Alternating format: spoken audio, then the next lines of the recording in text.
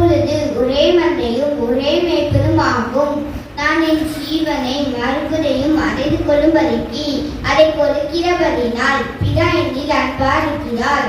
ஒருவரும் அதை என்னிடத்தில் இருந்து எடுத்துக்கொள்ள மாட்டான். நானே அதை கொடுக்கிறேன். அதை கொடுக்கவும் எனக்கு அதிகாரம் உண்டு, அதை மறுபடியும் எடுத்துக்கொள்ளவும் எனக்கு அதிகாரம் உண்டு. இந்த கட்டளையை பிதாவினிடத்தில் பெற்றுக்கொண்டேன் என்றார்.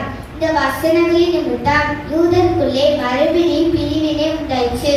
அவர்களில் அனைவர், என் பிசாசு பிடித்தவன், வைத்தியக்காரன், ஏன் உனக்கு செவி கொடுக்கிறீர்கள் என்றார்கள்.